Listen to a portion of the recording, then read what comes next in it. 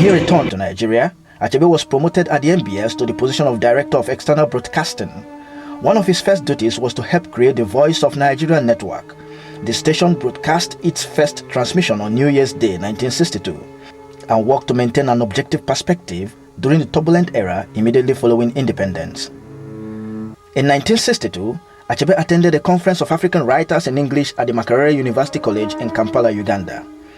He met with important literary figures from around the continent and the world, including Ghanaian poet Kofi Awoonor, Nigerian playwright and poet Wole Soyinka, and US poet-author Langston Hughes.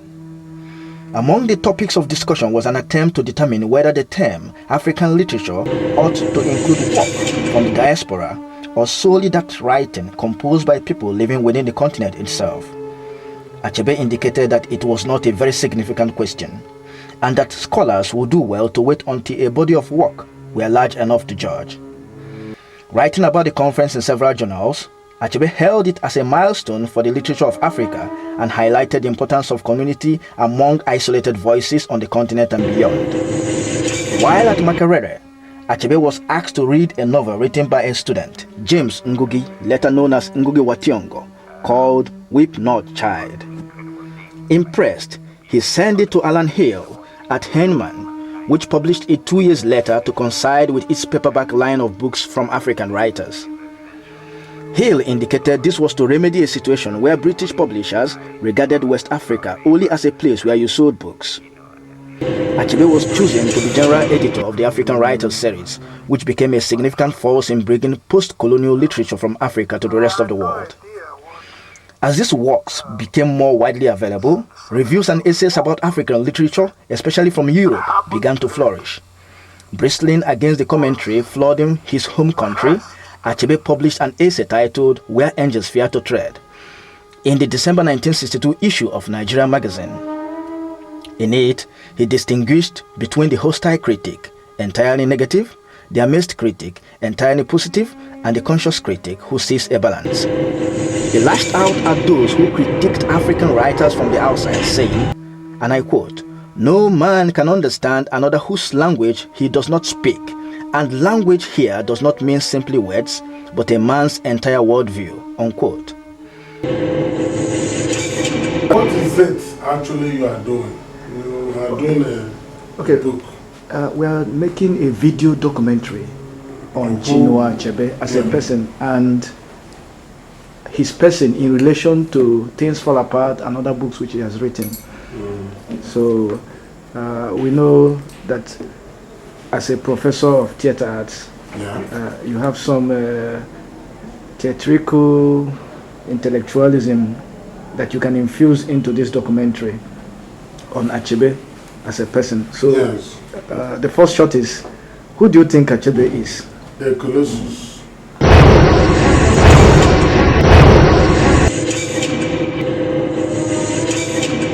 Achebe's third book, Arrow of God, was published in 1964. Like its predecessors, it explores the intersections of Igbo tradition and European Christianity. Set in the village of Omuaro at the start of the 20th century, the novel tells the story of Ezulu, a chief priest of Ulu. Shocked by the power of British intervention in the area, Ezulu orders his son to learn the foreigner's secret. As with Okonkwo in Things Fall Apart and Obi in No Longer at Ease, Ezulu is consumed by the resulting tragedy. It is difficult for us to talk about best when we talk about Achebe because each novel has a unique contribution to scholarship and to the world of scholarship. Well, Things Fall Apart has it shows us really that we can cultivate our own type of English, and that it is not wrong for us to articulate a kind of English that would enable us say what we want to say without causing the conflict which unnecessary transliteration may impose on creative writing.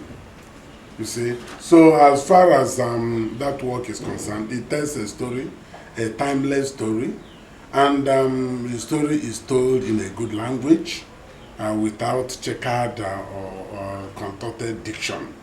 And it deals with, it wrestles with the concept of man in society. You know, with the result that you pick a significant or even an insignificant part of the novel, you develop it. It becomes a source of a very serious inquest into the psyche of the life in this world. You see, though the setting may be rural, but the issues are portrayed obviously contemporary and universal. And one thing really, many people, if you talk about the impact, one thing many people have gained from reading, writers, is the use of language, appropriate language that communicates without harassing the reader. The use of proverbs, which is, like Achebe says, the palm oil with which words are eaten. You know, and you find out that it is after Achebe that people, that creative writers, started imbibing the concept of what we might call proverbs, use of proverbs and aphorisms in their writing. You see, so, and you also discover that, like Achebe said, we had a past, you know.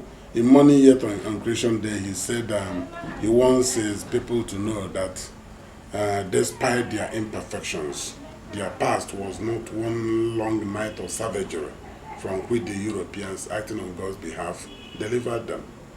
So you'll find out that it's a loaded novel, loaded with different kinds of socio-cultural situations.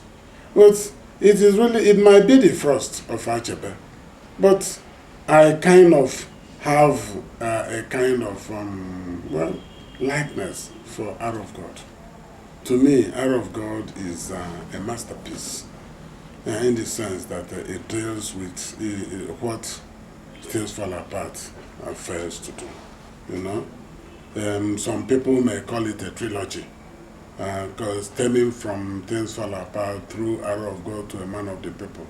Sorry, to no longer at people ease. of people, no longer at ease. Sorry, but then they can be seen as individual novels if you follow strictly the definition of a trilogy.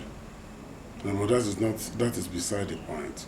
The point is that Hour of God addresses an eternal issue, psychological issue, and deals mainly with Achebe's unique use of drama. So that was why I found it the most appropriate to dramatize during the Achebe Symposium. If you take a look at the title I gave it, When the Arrow Rebounds, Yes. you know, you find out that that singular statement, you know, a God, I am an arrow in the bow of my God, you see, and Obiorika wonders if that arrow rebounds, what happens? Is it possible that a priest like Ezulu can cause a priest, can cause an oracle to ruin itself, or that an oracle like Ulu can cause a priest to ruin himself? All these paradoxes of situation and life, they appear one way or another in the life of Hour of God. A Man of the People was published in 1966.